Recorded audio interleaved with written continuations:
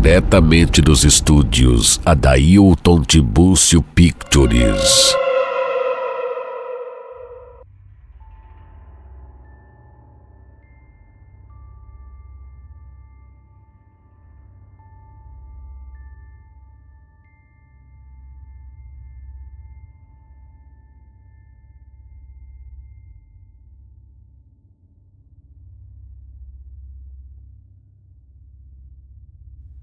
Eu trabalho como mecânico há 11 anos, mas desde os meus 13 que eu já demonstrava interesse pelo ofício.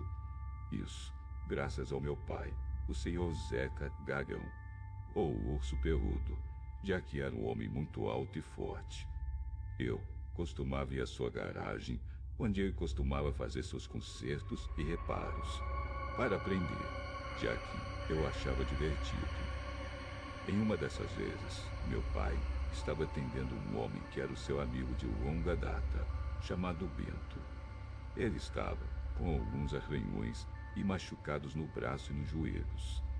A sua velha cinquentinha estava toda quebrada, como se algo feio tivesse acontecido.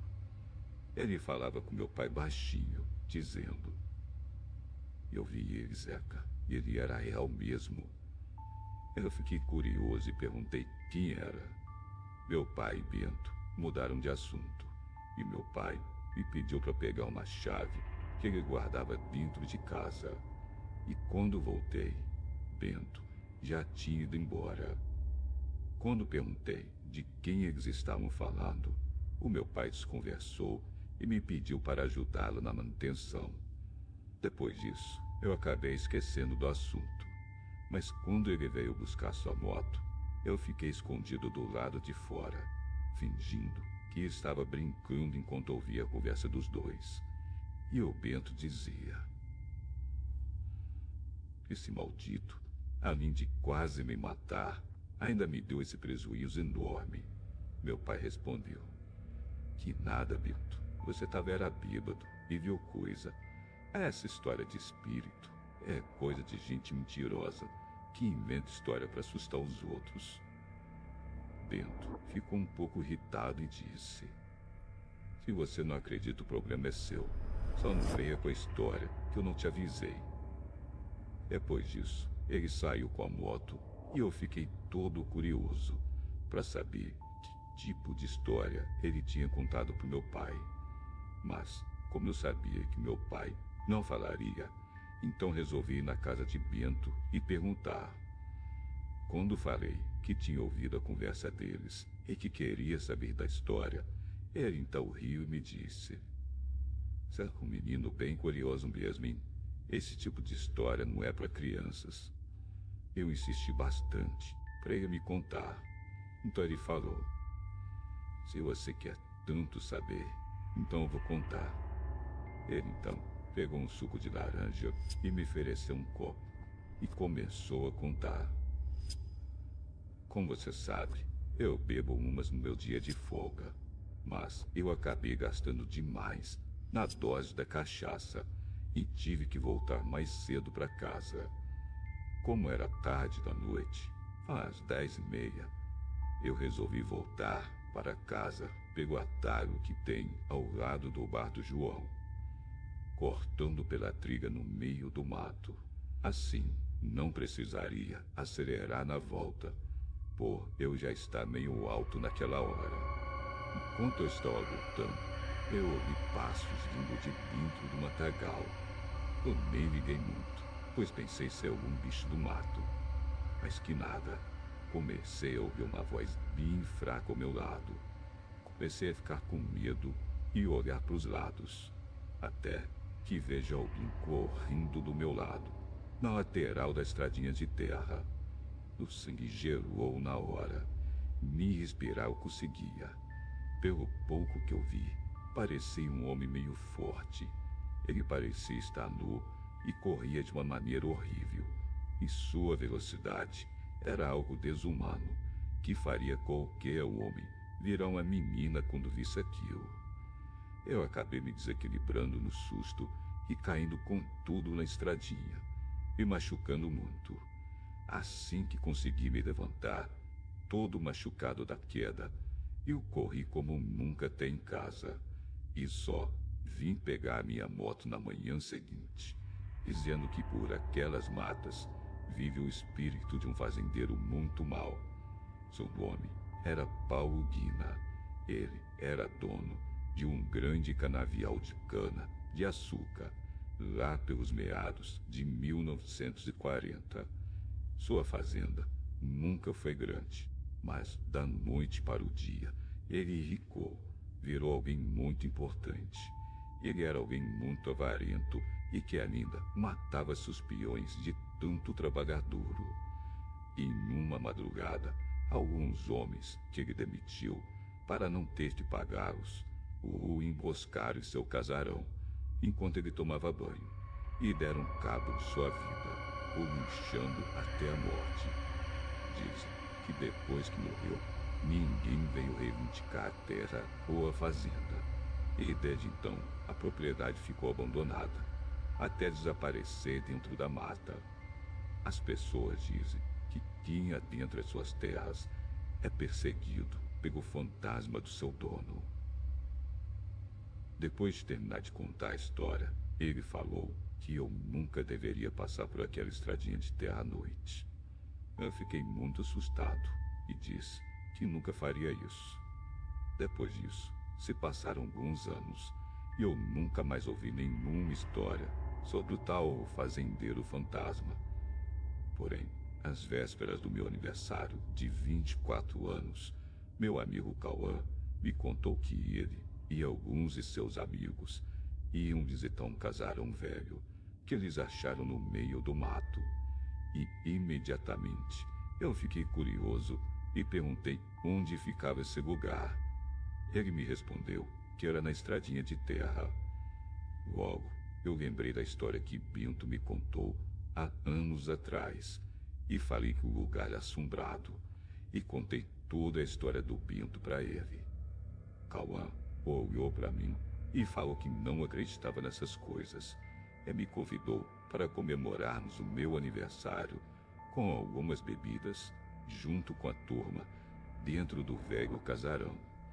Eu falei que não era uma boa ideia, mas fui convencido pelo fato de terem comprado algumas bebidas apenas para comemorar o meu aniversário.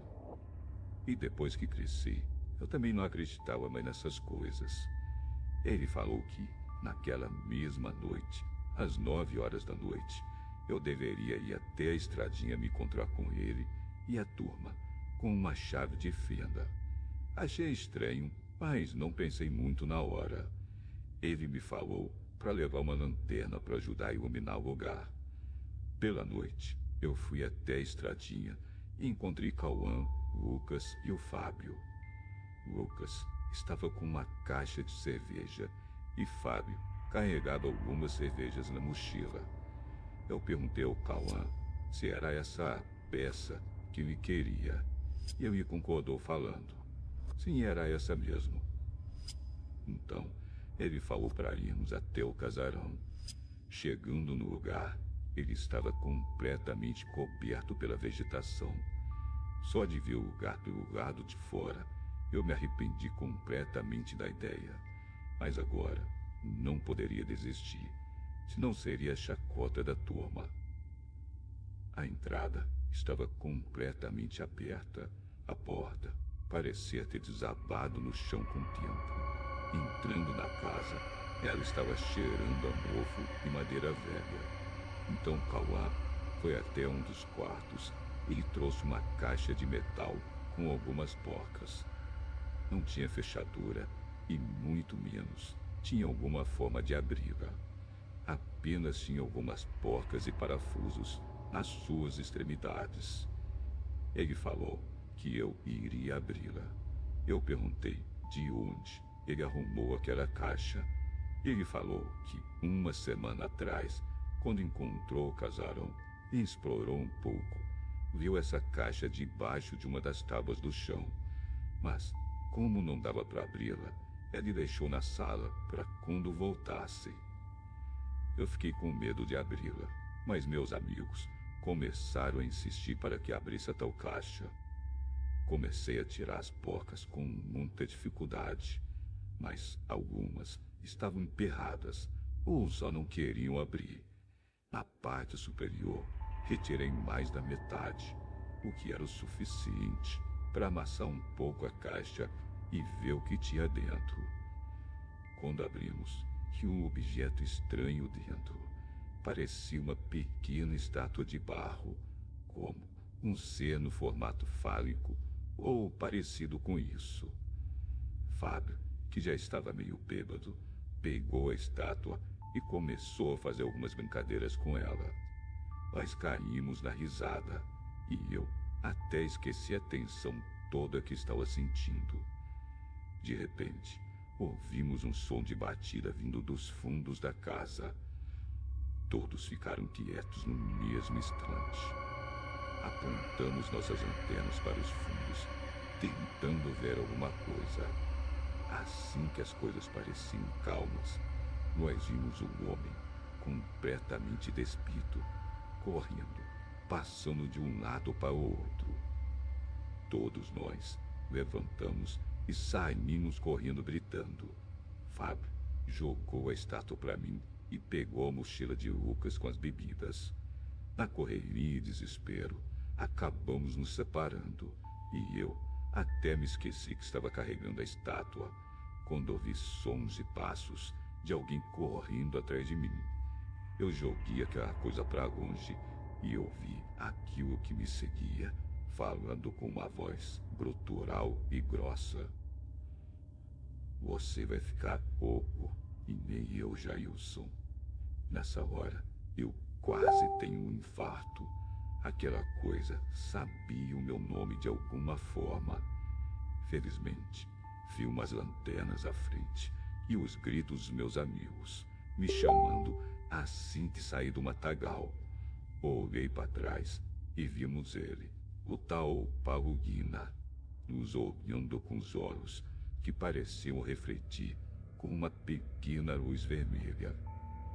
Quando apontamos nossas lanternas, eu joguei a chave de fenda nele e assim que ela atingiu aquilo, ele desapareceu como fumaça diante dos nossos olhos. A gente nem ficou mais um segundo.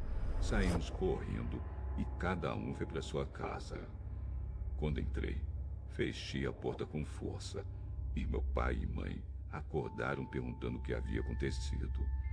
Ao notarem o meu estado todo suado e ofegante, com a cara de quem viu uma assombração, eles tentaram me acalmar. Contei para os meus pais o que havia acontecido, mas eles não pareciam acreditar em mim. Nem preciso dizer que eu não consegui dormir aquela noite. No dia seguinte, eu e meus amigos ficamos conversando sobre o que aconteceu naquela noite e juramos nunca mais voltar para aquele matagal e não contaríamos isso para ninguém.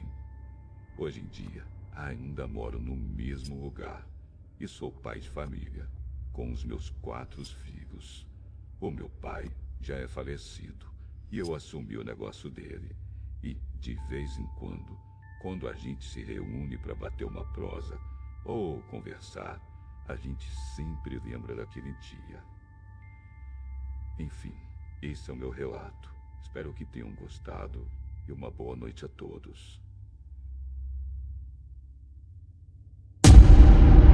Diretamente dos estúdios Adailton Tibúrcio Pictures.